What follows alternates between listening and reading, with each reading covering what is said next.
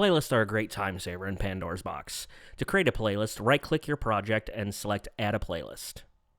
I'm going to rename this playlist to 4K Playlist.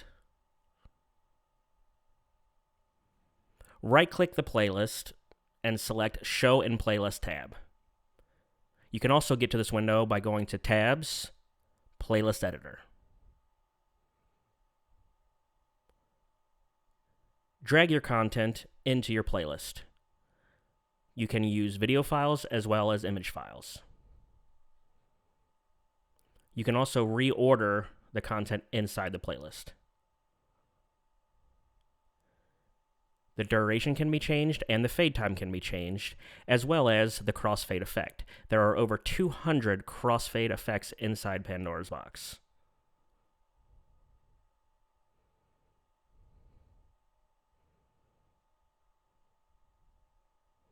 Once complete, take your playlist and bring it down to your timeline as you would any other content.